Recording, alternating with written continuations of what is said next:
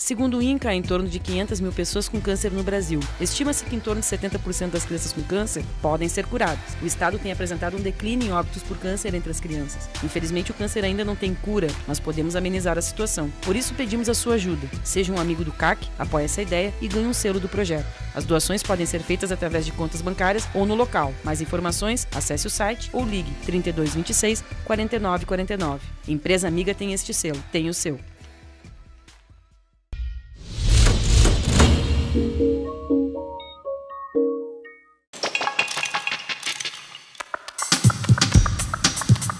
E no Compartilha que eu curto, conversamos com a doutora Ana Carla Fonseca, que esteve aqui em Santa Maria realizando uma palestra sobre economia criativa. A palestra foi no Centro Universitário Franciscano e foi realizada no dia 18 de março. Confere aí.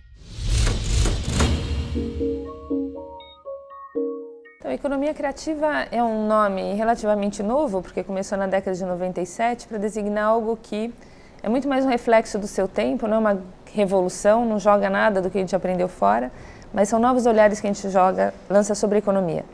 Então, a economia criativa abrange os setores dentro de uma economia que são aqueles que só sobrevivem de criatividade e que invariavelmente mais trazem inovação, mais trazem novidade, mais trazem o que é visto como fresco e diferencial, e o seu impacto sobre setores tradicionais. Por exemplo, se você pega a moda não só é um setor criativo, como ela acaba agregando valor e puxando toda uma cadeia que passa pelo têxtil, pela confecção, pelo agronegócio com algodão, com a palha do milho e afins. E é bacana, porque quando a gente fala dessa cadeia de moda, têxtil, confecções, via de regra as pessoas falam, mas moda é a Gisele Bündchen nas passarelas. Mas a moda é a maior empregadora de mão de obra feminina no Brasil, por exemplo, no setor de serviços, né? A moda, o têxtil, confecção é a cadeia inteira. Porque pega da Gisele Bündchen até a senhora que faz molde na favela ou a que faz fuxico numa pequena comunidade. Essas integrações dessa cadeia toda, motivadas por um setor criativo como é a moda, caracterizam um pedaço da economia criativa. Você pega design acaba afetando tudo, né? Se transforma um pedaço de madeira que não tinha a rigor muito valor e você consegue transformar num móvel que tem uma carinha diferente, design de processos. Você pega a arquitetura sobre a construção civil, que é o setor que mais emprega mão de obra, por ser da construção civil e está esparramado pelo Brasil inteiro. E daí a arquitetura, quanto mais verde, mais sustentável, faz com que, de fato, a engenharia civil se motive a desenvolver produtos diferentes. Então o tijolo não está mais brigando em cima de preço, ele vai brigar em cima de um diferencial, um tijolo que respira, um tijolo verde, o que seja. Então a economia criativa pega desde esses setores que são mais de ponta no que é inovação, no que é criatividade aplicada, até todo o impacto na cadeia na qual eles estão inseridos.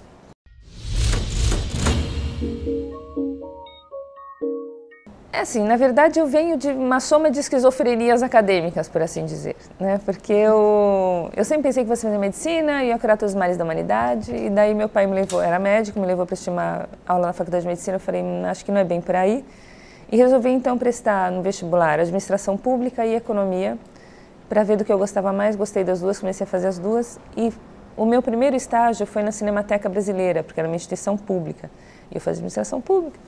E eu chegava à noite na faculdade de economia, e a gente está em final da década de 80, eu chegava à noite na faculdade de economia e os meus colegas diziam, mas você, estudando economia, trabalhando com arte, e os meus colegas da Cinemateca falavam assim, mas venha para o lado da luz, ainda dá tempo, saia da economia. E tinha um abismo nisso, que eu fui trazendo dentro de mim, pensando que um dia, quem sabe, eu resolveria. E para encurtar uma longa história, eu sentia a necessidade, a cada tantos anos, de conhecer um outro setor para poder agregar um ângulo de visão na minha cabeça.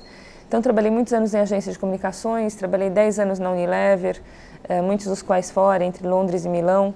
E eu morava justamente em Londres quando eclodiu esse conceito de economia criativa que tem seu berço lá, isso em 97, 8.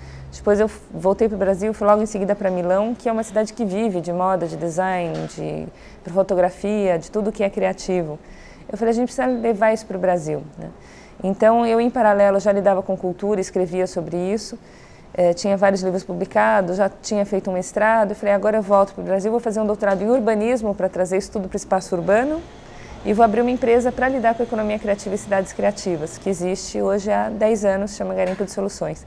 Então, acho que alguém lá em cima efetivamente vai juntando os pontinhos e a gente vai seguindo uma linha que, olhando para o passado, parece muito fácil, mas que claramente vai sendo feita ao caminhar, né?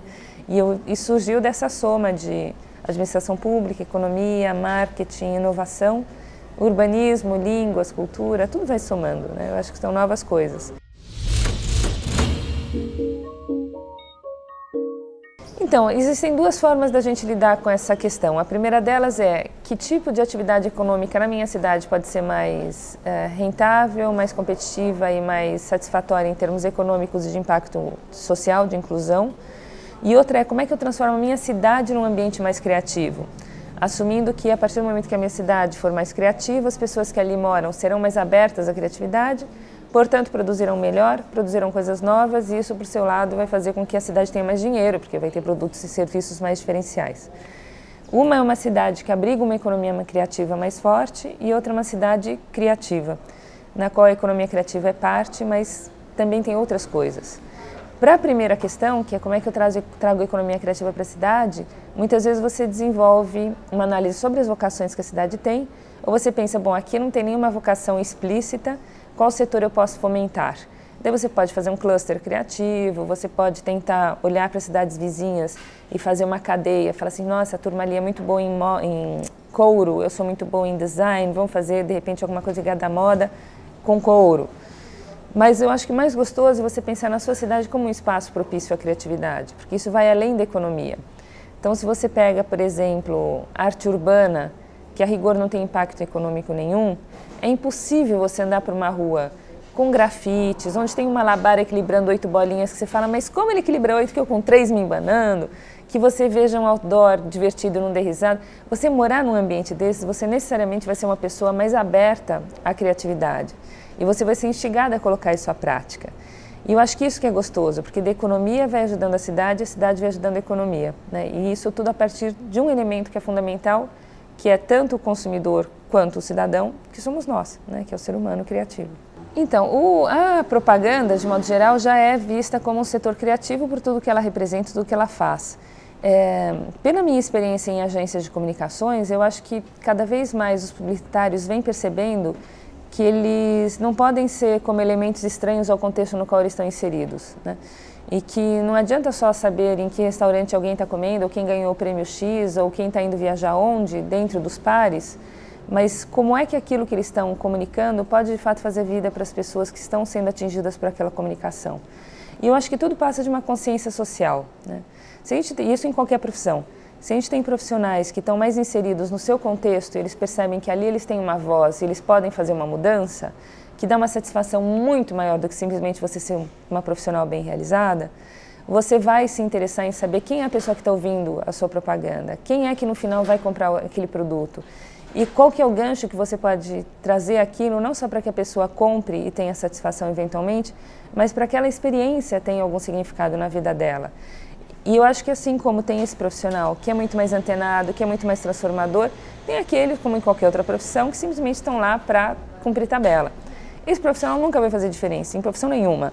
Mas quem de fato quer fazer diferença, eu acho que no mundo da propaganda e da comunicação, tem a faca e o queijo na mão, porque a carinha visível é aquele que vai trabalhar os símbolos e é aquele que de fato vai fazer com que as coisas tenham um significado na vida das pessoas ao interagir, ao vivenciar um produto ou participar de alguma forma de consumo de serviço.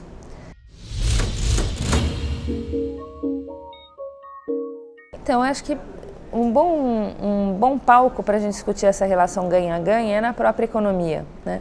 A gente durante muitos séculos achava que para o chefe ganhar, o funcionário tem que perder, para o funcionário ganhar, o chefe tem que perder. E até que dentro do serviço público foi criada aquela malfadada frase, eu finjo que trabalho e ele finge que me paga, né? É simplesmente a gente colocar isso no espelho e pegar pelo outro lado, pelo negativo da foto, né? E falar assim, bom, a questão é a seguinte, se eu começar de fato a trabalhar, aqui vai ser um melhor lugar e as pessoas vão querer vir para cá. Se as pessoas vierem para cá, aqui vai ganhar destaque, portanto vai ter mais dinheiro, portanto meu chefe vai ficar feliz, portanto eu vou ser um trabalhador mais valorizado. E você quebra o ciclo, que era uma espiral negativa, e começa a entrar numa espiral positiva. Você pode fazer isso dentro das relações de trabalho da empresa, você pode fazer isso dentro das relações de trabalho da cidade, das relações de convívio. Quando você anda por uma cidade e você vê uma rua limpa, ali é uma denúncia perfeita de que aquela é uma rua de uma cidade pela qual as pessoas sentem carinho, porque você só respeita aquilo que você ama. Então, se tem alguém passando pela rua e joga bituca de cigarro no chão, você vai lá e fala assim, ó, cidadão, você certamente não viu, mas sua bituquinha acabou de cair no chão, você quer que eu jogue fora? E a pessoa vai se sentir tão sem graça que ela vai deixar de jogar bituca de cigarro no chão, nem que seja para não pagar um mico de novo. E daí ela também vai começar a entrar numa rua que é mais limpa. E ela entrando numa rua que é mais limpa, ela também vai mudar o comportamento dela. Então, toda e qualquer mudança, seja de uma parceria ganha-ganha, seja de uma outra relação com a cidade, seja de valores de trabalho, começa por alguém que quer tomar essa primazia de falar assim, eu não aguento mais isso aqui, eu vou tomar as rédeas e eu vou fazer alguma coisa. Pode ser que naquele momento, naquele lugar, a pessoa simplesmente perca a paciência e diga, eu não vou mais fazer isso, eu vou mudar de lugar. Até que ela encontra aquele momento em que o fósforo encontra o oxigênio, né? Mas tem que ter um catalisador.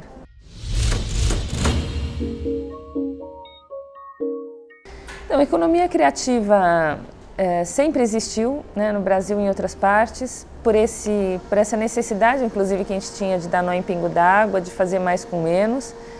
Mas há uma diferença entre o que cada um de nós faz com sua criatividade, como consegue ir se virando e fazendo, inclusive, negócios que podem dar certo, e o que é uma política de economia criativa para o país. A gente, institucionalmente, já tem uma Secretaria de Economia Criativa no âmbito do Ministério da Cultura, tem alguns estados e alguns municípios que vêm perseguindo uma pauta nessa linha, da Bahia ao Rio de Janeiro, enfim, os lugares mais diversos. Mas o que falta, de fato, é uma política articulada entre as várias pastas, para a gente perceber que a economia criativa só se faz com pessoas criativas, portanto, tem que mexer em educação, só se faz quando a gente tem acesso à informação, portanto, tem que investir em banda larga e mídias digitais, só se faz quando as pessoas podem ter acesso a outras experiências. Então, como é que eu coloco isso no turismo? Eu acho que o mais importante neste momento para a gente levar uma pauta de economia criativa adiante é fazer essa articulação entre as políticas das várias secretarias, dos vários ministérios.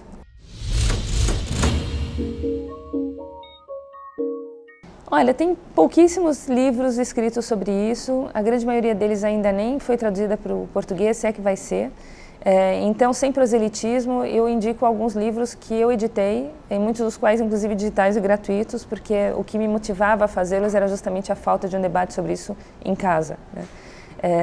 Tem um chamado Economia Criativa como Estratégia de Desenvolvimento, tem um outro sobre cidades criativas, tem outro sobre o papel dos grandes eventos e dos projetos. E todos esses livros digitais estão no site www.garimpodesoluções.com.br. Então podem ser descarregados, tem referência a alguns impressos, mas a grande maioria é digital.